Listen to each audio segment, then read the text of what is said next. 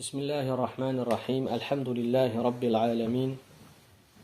Eşhedü en la ilahe illallah vahdehu la şerike lah ve eşhedü enne Muhammeden abduhu ve rasuluhu sallallahu ala nebiyyina Muhammedin ve ala alihi ve sahbihi ecma'in ve men tebi'ahum bi ihsanin ila yevmiddin. Rabbi şrah li sadri ve yessir li emri ve hlul uqdeten min lisani yefkahu qavli. Əziz qardaşlar, bugün Allahın izni ilə fiqh kitabından növbəti dərsimizi davam edəcəyik. Allah Teala hər birimiz üçün xeyirli etsin. Mövzu bugün fiqh kitabında sonuncu fəsildir. Həcc kitabı, yəni həcc bölümüdür. Müəllif deməli bu bölümdə həccin lüğəti mənasını qeyd edir və həmçinin şəri mənasını, yəni istilahi mənasını, həccin hökmünü, fəzilətini və sonra başlayır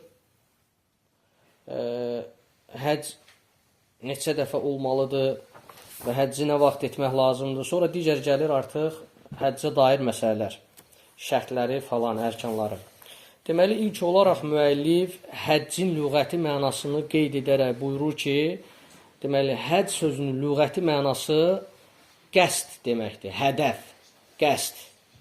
Yəni, qayə, bir şeyin qayəsi, hədəfi, məqsədi. Bu mənanı bildirir, lüğəti mənası.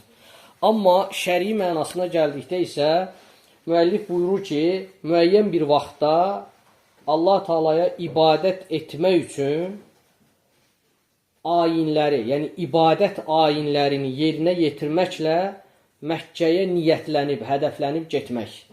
Yəni Məkkə şəhərinə hədəflənərək, niyyətlənərək müəyyən bir vaxtda Allaha ibadət etmək üçün həcc ayinlərini, yəni o ayinlər var, ibadətlər var ki, o ibadətləri yerinə yetirmək üçün Məkkəyə getmək. Deməli, həcc özü Peyğəmbər sallallahu aleyhi və səlləmin deməli, hicrət tarixi ilə, hicri tarixi ilə, hicrətin 9-cu ilində fərz buyurulmuşdur. Miladi tarixlə təxminən nə vaxta düşür? 600, hardasa 31-ci il təxminən. Yəni, Peyğəmbərin hicrət tarixi ilə hicrətin 9-cu ilində fərz olunmuşdur. Sonra qeyd edir ki, həccin hökmünə gəldikdə, həcc İslam dininin ərkanlarından bir ərkandır. İslam dininin ərkanlarından bir ərkandır. Və həmçinin həcc fərzlərdən bir fərzdir.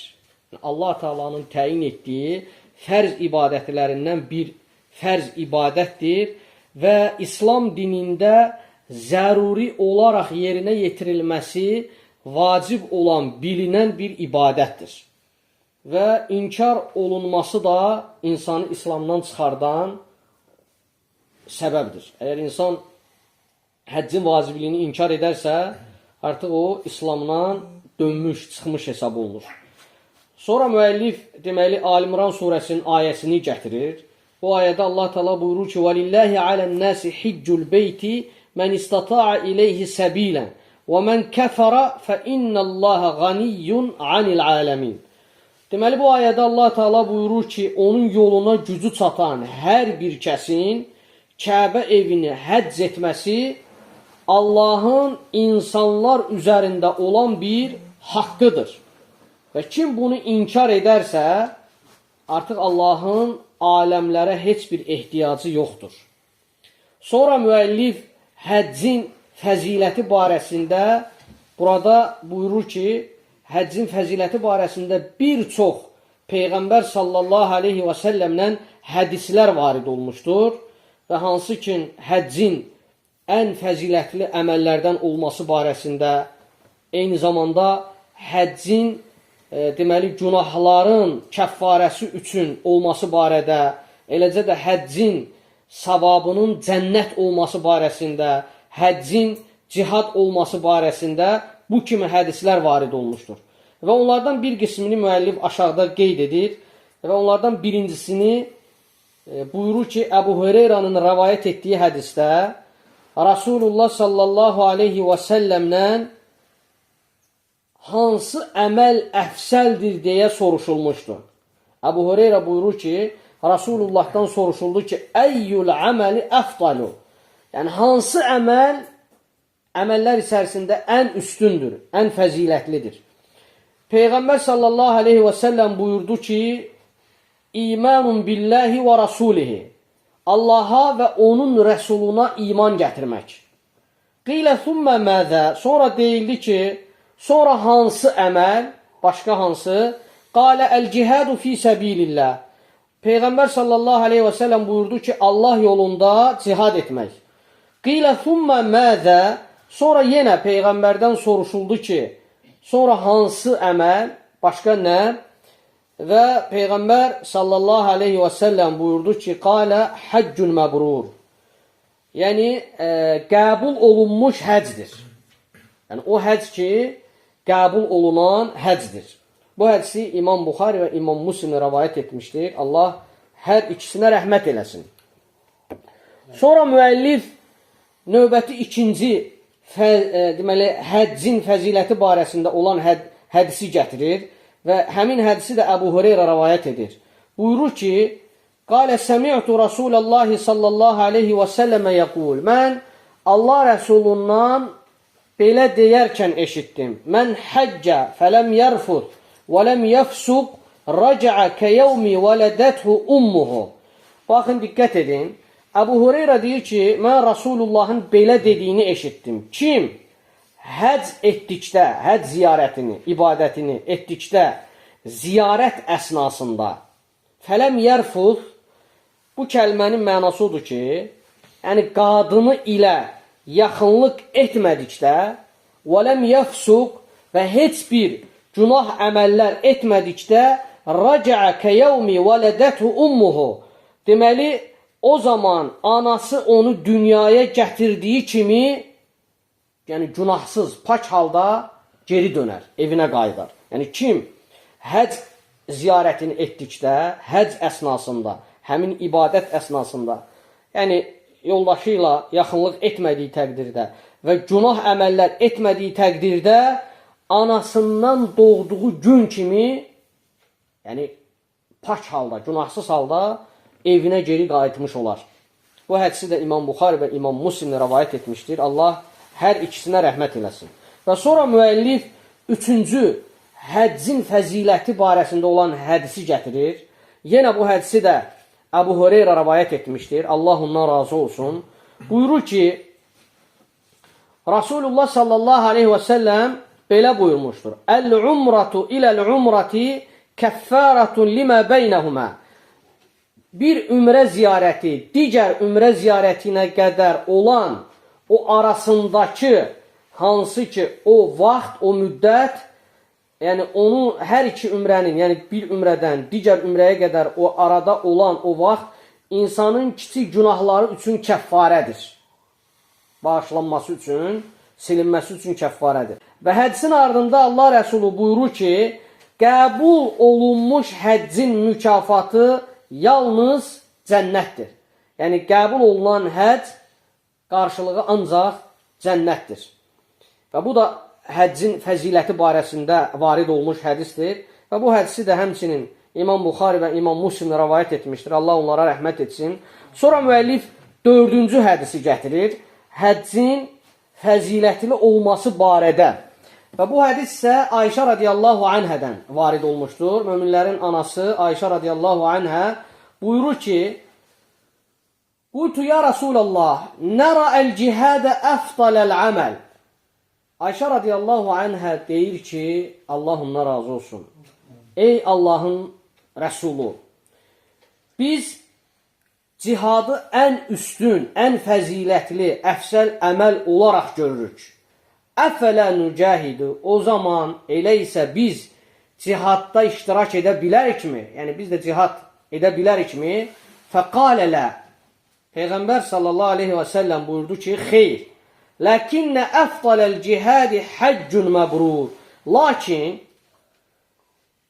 ən üstün, ən əfsəl cihad, yəni qadın üçün, qəbul olunmuş həcdir.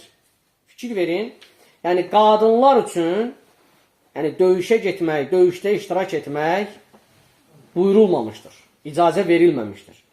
Peyğəmbər sallallahu aleyhi və səlləm Ayşə radiyallahu anhaya buyurur ki, yəni qadınların cihadı onların, yəni onlar üçün ən əfsəl cihad qəbul olunmuş həcdir. Yəni qadının həcdə iştirak etməsi, necə həccin ərkanlarının olduğu kimi doğru, düzgün, riyakarlıq etmədən, sum'a, yəni insanlara həm göstəriş, həm eşitdirmə etmədən həcdə buyurulan əməlləri və günahlardan uzaq olaraq düzgün şəkildə yerinə yetirərsə və o qadın üçün cihada bərabər bir əməldir. Sonra müəllif buyurur ki, deməli, belə bir başlıq gətirir ki, ömürdə neçə dəfə həcc etmək olar? Ömürdə neçə dəfə həcc etmək vacibdir. Və buyurur ki, ömürdə bir dəfə həcc etmək vacibdir. Yəni, insan ömründə bir dəfə həcc etməsi vacibdir. Lakin əgər artıq edərsə, bu onun üçün nədir? Könüllü bir ibadətdir və o nafilə bir ibadətdir.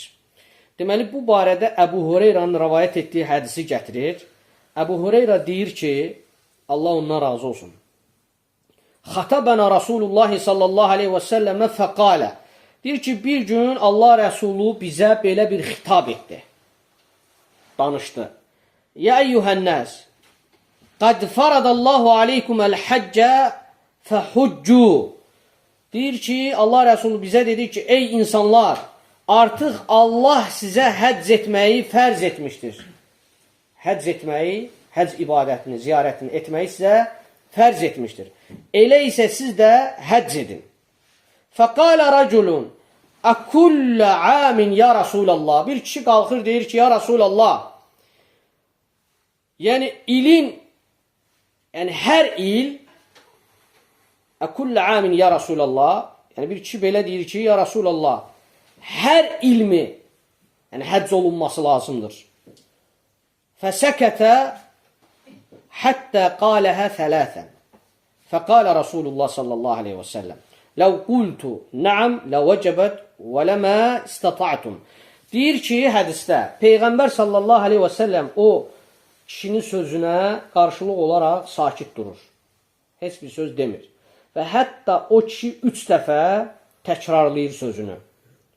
Yəni Rasulullaha deyir ki, ya Rasulullah, hər ilmi, yəni həcc edilməsi lazımdır. 3 dəfə deyir. Sonra Rasulullah cavab verərək, əgər ləv qultu nəam ləvəcəbət. Əgər mən desəm ki, bəli, o zaman vacib olar. Və onda dedi ki, وَلَمَ اسْتَطَعْتُمْ. O zaman onda siz də bunu bacarmazsınız. Sizin buna gücünüz çatmaz. Yəni, bu onu göstərir ki, bu hədis, yəni insanın ömründə bir dəfə həcc etməsi vacibdir. Lakin bir dəfədən sonra yəni, həccə gedərsə, o onun üçün artıq nafilə bir ibadətdir, əlavə olaraq savabdır. Sonra müəllif qeyd edir ki, həccin yerinə yetirilməsi tez bir zamanda lazımdır. Yəni, gecikdirmək olmaz. Çünki müəllif burada hədis gətirir. Yəni həcc ibadətini yerinə yetirmək üçün insan onu tez etməlidir. Gecikdirmək olmaz. Nəyə görə? Çünki burada müəllif Abdullah ibn Abbasın, Allah ondan və atasından razı olsun, Peyğəmbərin belə dediyini gətirir, rəvayət gətirir. Və buyurur ki, Peyğəmbər sallallahu aleyhi və səlləm buyurmuşdur ki, təəccəlu iləl həcci fə innə əhədəkum lə yədri mə yə'ridu ləhu. Deməli, Allah Rəsulu bu hədisdə buyurur ki, siz həcc ibadətini yerinə yetirməyə tələsin. Çünki sizdən heç biriniz başınıza nə gələcəyini bilmir. Hədisi İmam Əhməd rəvayət etmişdir. Hədisin isnadı səhihdir. Müasir alimlərdən olan Şeyx Albani, Allah rəhmət eləsin, isnadına səhih demişdir. Deməli, bu hədis nəyi göstərir? Bu hədis onu göstərir ki, insanın yəni həcc etmək iqtidarındadırsa, gücü çatırsa, yəni artıq imkanı varsa, gücü çatırsa, həcc etməyə tələsməlidir. Həcci gecikdirmək olmaz. Və bu hədis də nəyi göstərir? Allah Rəsulu buyurur ki, siz həc ibadətini yerinə yetirməyə tələsin. Çünki sizdən heç biriniz başınıza, yəni gələcəkdə nə gəlməyini bilmir. O baxımdan insan mütləq çalışmalıdır ki, yəni imkan tapdığı təqdirdə həcci etsin. Bu hədis də onu göstərir ki, insan bilmir. Gələcəkdə onun başına nə gələcək? Həcc ibadəti də vacib olan, fərz olan ibadətlərdən biridir. Sonra əziz qardaşlar, müəllif keçir həccin şərtlərinə. Buyurur ki, həccin vacib olan şərtləri var. Diqqət edin. Və kim istəsə qeyd etsin. Həccin vacib olan şərtləri var. Burada müəllif 5 dənə həccin vacib şərtini gətirir. Onlardan birincisi İslamdır. Yəni insanın İslamı qəbul etməsidir. Müsəlman olmasıdır. Allaha təslim olmasıdır. İkinci, buluğdur. Yəni insanın həddi buluğa çatmasıdır. Kişinin və qadının həddi buluğa çatması mütləqdir. Şərtdir. Üçüncü, ağıldır. İnsanın ağıl sahibi olmasıdır. Dördüncü, hürriyyətdir. Yəni hür olması, azad olmasıdır. Yəni insanın həcc etməsi üçün deməli hür olması lazımdır. Yəni azad olması lazımdır. Sonra beşinci isə deməli insanın bacarmasıdır, gücü çatmasıdır. Gücü çatması nə deməkdir? Yəni insan həcc etməyə qadir olmalıdır. Və sonra müəllif burada deməli bunların hər birinin altında yəni gətirir ki, ən birinci şərt nədir? Ən birinci şərt İslam şərtidir. İnsanın İslamda olmasıdır. Bu hər bir ibadət üçün qoyulmuş şərtdir. Yəni hər bir ibadət üçün keçərli olan şərtdir ki, insan İslamda olmalıdır. İslamda olmaq nə deməkdir? Yəni təslim olmalıdır. Allaha təslim olmalıdır. Müsəlman olmalıdır. Və bu hər bir ibadət üçün şərtdir. İkinci, deməli, həddi buluğa çatmaq da həccin deməli şərtlərindəndir ki, mütləq insan həddi buluğa çatmalıdır. Bu vacibdir. Deyir ki, körpə uşağın, yəni həddi buluğa çatmayan bir oğlanın və ya bir qızın, gəncin üzərinə həcc etməsi vacib deyil. Yəni onun üzərinə vacib deyil ki, o həcc etsin. Lakin əgər həcc edərsə, həcci səhihdir. Qəbuldur, məqbuldur. Amma İslam həcci üçün o keçərli deyil. Həddi buluğa çatmayan bir şəxsin həcc etməsi İslam həcci üçün keçərli deyil. Mütləq gərək həddi buluğa çatsın. Yəni aydındır da məsələ. Yəni deməli burada nəyə görə? Çünki nəyə görə vacib deyil? Çünki mükəlləf olmadığına görə. Mükəlləf olmadığına görə də deməli həddi buluğa çatmayan insanın üzərindən qələm qaldırılmışdır. Necə ki hədis varid olub, müəllif burada hədisi də gətirir.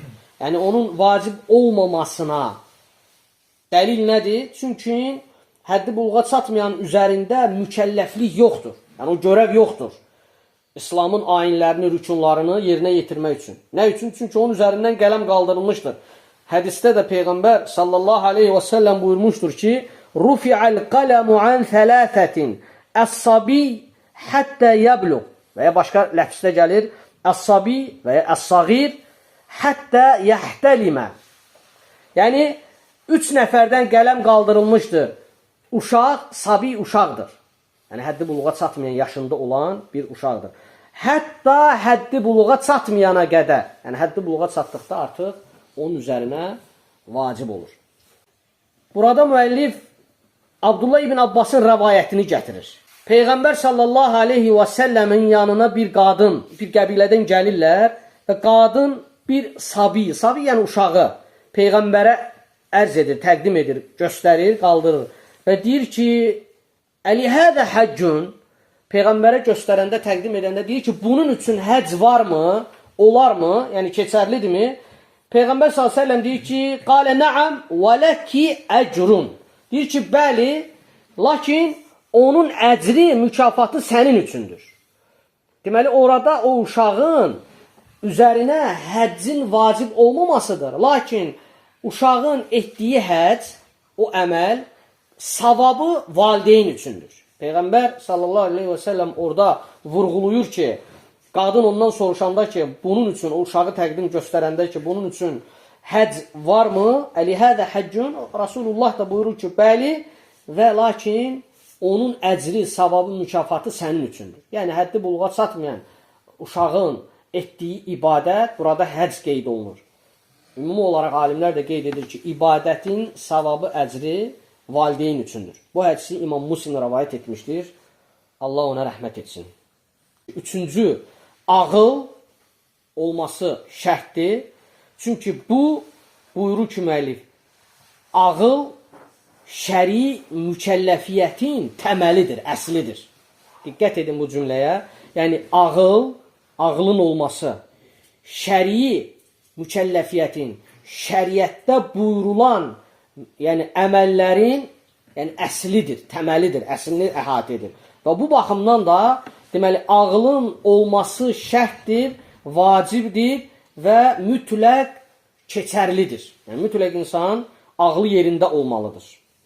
Və burada müəllif Rasulullah sallallahu aleyhi və səlləmin sözünü yenə gətirir ki, rufi'al qələmu an thələthətin, yəni 3 nəfərdən qələm qaldırılmışdır. Bunlardan da biri kim idi? Yəni, ağlı özünə qayıtmayana qədər olan Məcnunun. Yəni, Məcnun artıq nədir? Ondan qələm qaldırılıb. O, mükəlləf deyil. Şəri hökmlərlə, şəri mükəlləflərlə mükəlləf deyil. Sonra müəllif dördüncü, deməli, şərti gətirir ki, bu da hürriyyətdir. Hürriyyət nədir? Azad olmaq. Və bu da həcc ibadətini əda etmək üçün, yerinə yetirmək üçün şərtdir və vacibdir. Deməli, burada müəllif qeyd edir ki, qulun, kölənin üzərinə həcc ibadətini etmək vacib deyil. Həcc üçün mütləq vaxtın olması lazımdır. Vaxtın olması mütləqdir və eyni zamanda da insanın onu yerinə yetirməsi, bacarığı, gücü çatması lazımdır. Vaxtın və gücü çatmağı, bacarması lazımdır. Lakin qul isə deyir, yəni öz ağasının işi ilə mükəlləf olduğu üçün, işi ilə məşğul olduğu üçün və o bunu bacarmır. Yəni artıq bundan məhrumdur. Yəni azadlığı yoxdur da onun. Və onu qeyd etmək istəyir. Və burada ayəni gətirir. Həmin, deməli, Ali-İmran surəsinin ayəsini. Allah Teala buyurur ki, وَلِلَّهِ عَلَى النَّاسِ حِجُّ الْبَيْتِ مَنْ اِسْتَطَاعَ اِلَيْهِ سَب۪يلًا. Onun yoluna gücü çatan, yəni həccə ibadət niyyəti ilə çıxmaq üçün, onun yoluna gücü çatan hər bir kəsin Kəbə evini ziyarət etməsi Allahın insanlar üzərində olan bir haqqıdır. Qulun həcci əgər yerinə yetirərsə, həcci səhihdir, məqbuldur. Bunda heç bir ixtilaf yoxdur ümmət arasında. Həcci səhihdir, lakin vaciblik olaraq onun üzərində o vaciblik hökmü yoxdur. Amma eyni zamanda da yəni o İslam həccini yerinə yetirə bilər. Yəni yerinə yetirə bilər, əgər onda o imkan olarsa yerinə yetirə bilər, etdiyi həcc də səhihdir. Sonra müəllif 5-cini gətirir şərti, deməli, gücü çatmaq. Həcc etmək üçün insanın gücü çatmalıdır, yəni bacarmalıdır. Və bu da şərtdir və vacibdir. Necə ki, elə yuxarıda söylənən ayəni burada da müəllif zikr edir. Allah Teala buyurur, وَلِلَّهِ عَلَى النَّاسِ حِجُّ الْبَيْتِ مَنْ اِسْتَطَاعَ اِلَيْهِ سَب۪يلًا. Onun yoluna gücü çatan hər bir kəsin Kəbə evini həcc ziyarəti etməsi Allahın insanlar üzərində olan bir haqqıdır. Yəni insanların üzərində artıq Allahın haqqıdır ki, əgər onun gücü çatırsa o həcc ziyarətini yerinə yetirsin. Və bu da şərtdir ki, 5-ci şərtdir ki, insan gücü çatmalıdır. Və bu vacibdir. Sonra müəllif burada deməli, gücü çatmaq necə gerçəkləşir? Belə bir başlıq gətirir. Və burada da qeyd edir ki, gücü çatmaq üçün aşağıdakılar həyata keçirilməlidir. Ən birinci, burada müəllif qeyd edir ki, bədən sağlam olmalıdır. İnsan həcc ziyarətini edən insan bilir. Allah Teala olmayanlara müvəffəq eləsin, nəsib etsin, olanlara bir daha. Yəni mütləq həccin bəzi ərkanları var ki, o çətindir, həqiqətən. Mina deyilən ərazi var Məkkədə, Müzdəlifə, Camarat. Bunların hamısı, yəni insan gərək orada yerisin, hərəkət eləsin və onun üçün mütləq alimlər qayda olaraq qoyublar ki, və burada da müəllif də qeyd edir ki, deməli, bacarmaq necə olmalıdır? Yəni, gücü çatmaq necə gerçəkləşir, necə doğru olmalıdır? Birinci növbədə bədən sağlam olmalıdır, insanın sağlığı yerində olmalıdır. İkinci, yəni yol əmin olmalıdır. Yəni, insan həccə getdiyi vaxt əminamanlıq içərisində olmalıdır. Bunu niyə deyir? Çünki əvvəllər yəni, həccə getmək çox çətin idi.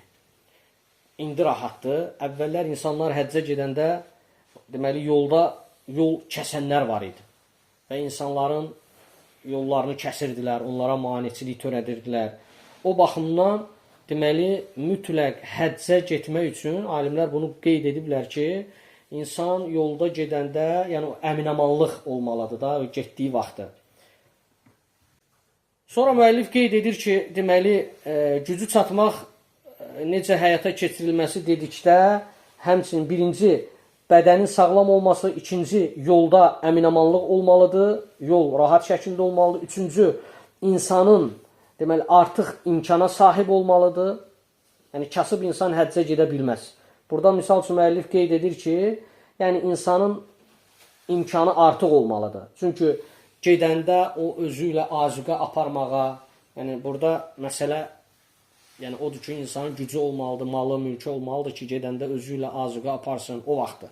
Və indi də təbii ki, bu şərtlər indi başqa cürdür, təyyarə ilə olsa belə yol xərcləri falan zat. Yəni bu onu göstərir ki, müəllif qeyd edir ki, yəni artıq imkanı olmalıdır, insan artıq imkana sahib olmalıdır həccə getmək üçün və həmçinin dördüncü müəllif qeyd edir ki, insan deməli miniyə sahib olmalıdır. Miniyə olmalıdır. Bu nəyə aiddir? Yəni Məkkədən uzaqda yaşayanlara aiddir. O vaxt Məkkədən uzaqda yaşayanlar, Məkkənin kənarında yaşayanlar, miniyə olmayanlar həccə gedə bilmirdilər. Yəni kimlərin ki miniyi var idi, onlar həccə gedə bilirdi. Və o baxımdan da burada qeyd olunur ki, miniyə sahib olmalıdır ki, insan, yəni bu nəyə göstərir? Yəni gedə bilmək üçün bu imkan olmalıdır. Və beşinci də müəllif qeyd edir ki, qadının mütləq məhrəmi mövcud olmalıdır, yanında olmalıdır. Yəni bu onu göstərir ki, qadın məhrəmsiz həccə gedə bilməz. Eyni zamanda da ümrəyə gedə bilməz. Deməli, mütləq qadının məhrəmi olmalıdır. Əgər müəllif burada qeyd edir ki, əgər bir şəxs xəstə olarsa və yaxud yaşlı olarsa, o zaman onun yerinə başqa birini təyin etmək olar. Bu icazəlidir və o, onun yerinə həcc edə bilər. Bu barədə, deməli, Fadıl İbn Abbasın hədisini gətirir müəllif. Bir qadın, Xəsəm qəbiləsindən olan bir qadın, Peyğəmbər sallallahu aleyhi və səlləmə vida həccində yaxınlaşaraq belə deyir. Ya Rasulallah, Allah Teala qullarına yəni həcc ibadətini fərz olaraq təyin etdi. Yəni həcc ibadəti qullara Allah tərəfindən artıq fərz olunmuşdur. Deyir ki, mənim deyir bir atam var, o artıq yaşlaşıbdır, yaşlıdır, qocalıbdır. O, miniyin üzərində sabit dura bilmir. Yəni yaşlaşıb, artıq qocalıb, yəni artıq o halda deyil, zəifliyib. Gücü qalmayıb. Miniyin üzərində durmağı bacarmır. Deyir ki, əfə əhuccə anhu, mən deyir onun yerinə həcc edə bilərəmmi? Peyğəmbər sallallahu aleyhi və səlləm buyurur ki, nəam, bəli, edə bilərsən. Hədis nəyə dəlalət edir? Əgər bir insan xəstədirsə və yaşlı atası, anası varsa, onun yerinə həcc edə bilər, icazəlidir. Sonra müəllif qeyd edir ki, deməli, yəni mala sahib olmaq və ya miniyə sahib olmaq necə ki o ayədə qeyd olundu. Ayədə zikr olundu ki, Allah Teala nə dedi ayədə? Dedi ki, onun yoluna gücü çatan hər kəsin. Onun yoluna gücü çatmaq, yəni mütləq insanın istər mala sahib olmalıdır, miniyə sahib olmalıdır. Burada artıq maddiyyət nəzərdə tutulur, maliyyə nəzərdə tutulur ki, insanın imkanı olmalıdır ki, həcci yerinə yetirə bilsin. Həm sağlığı, həm imkanı, həm yolun əminamanlığı olmalıdır. Və eləcə də müəllif qeyd edir ki, deməli, qadının məhrəmi yanında olmalıdır, mövcud olmalıdır. Bu barədə də deməli, Peyğəmbərdən hədis gətirir. Yəni, Peyğəmbər sallallahu aleyhi və səlləm qadının məhrəmi yanında olmadan səfər etməsini qadağan etmişdir. Diqqət edin. Bu lazımdır. Hər kəs bilməsi lazımdır ki, istər həc ibadəti olsun, istər ümrə ibadəti olsun, qadın məhrəmsiz səfərə çıxa bilməz. Peyğəmbər sallallahu aleyhi və səlləm qadının məhrəmsiz səfərə çıxmasını deməli qadağan etmişdir. Bu barədə İbn Abbasın hədisini gətirir. Allah ondan və atasından razı olsun. Deyir ki, İbn Abbas deyir ki, Səmi'tu Rasulullah sallallahu aleyhi və səlləm və la tusafiril mar'atu illə ma'azi məhramin. Deyir ki, qadın yanında məhrəmi olmadıqca səfərə çıxmasın. Qadının yanında məhrəmi olmadığı halda səfərə çıxmasın. Bir kişi bu zaman qalxır Peyğəmbər sallallahu aleyhi və səlləmə belə deyir. Ya Rasulallah, ey Allahın Rəsulu, mənim qadınım həcc etmək üçün, həcc ziyarətini etmək üçün yola çıxdı. Səfərə çıxdı, yola çıxdı. Və mən də bir qazvəyə yəni döyüşə, savaşa yazıldım getmək üçün. Döyüşə getmək üçün yazıldım. Və bu anda Peyğəmbər sallallahu aleyhi və səlləm ona deyir ki, intalik fəhuccə mə'a imraətikə. Deyir ki, sən get oradan ayrıl, yəni o savaşdan. Yəni o deyir, mən ora yazılmışdım savaşa, qeyd olunmuşdum. Peyğəmbər sallallahu aleyhi və səlləm deyir, get deyir, oradan ayrıl, sən öz qadınınla bərabər bir yerdə həcc et.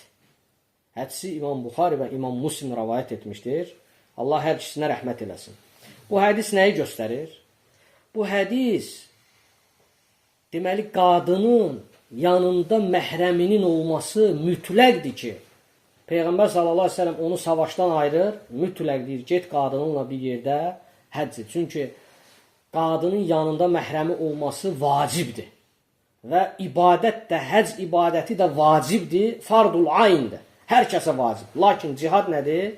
Hər kəsə vacib olan ibadət deyil. Bir qism insanlara vacib, bir qism insanların üzərindən qalxır.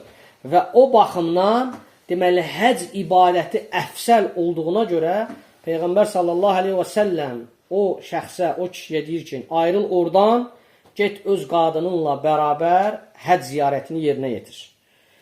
Burada mövzunu saxlayıram, əziz qardaşlar. Növbəti mövzu həccin ərkanlarından bəhs edir. Allah Teala bizim hər birimizi eşidib, faydalanan bəndələrindən etsin. Allahdan istəyirəm bizim günahlarımızı bağışlasın. Allah Teala bizim hər birimizə Allaha ən gözəl, layiq şəkildə bütün ibadətləri əda etməyə müvəffəq eləsin. Allah Teala bizim hər birimizin valideynlərinə rəhm eləsin, onların günahlarını bağışlasın. Allah Teala bizlərin zürriyyətini salihlərdən etsin. Allah Teala dünyada zülmə məruz qalan bütün müsəlman bacı və qardaşlarımıza yardım etsin və onları zülmə məruz qoyanların Allah Teala tezliklə bəlasını versin və Allah Teala bizim hər birimizə iman üzərində yaşayıb, iman üzərində bu həyatdan köçməyi müvəffəq eləsin. Sallallahu alə nəbiyyina Muhammedin və alə alihi və sahbihi əcməin. Subhanəkallahumma və bihamdik. Əşhədu ən la ilahə illə əntə əstəğfiruka və ətubu ileyk.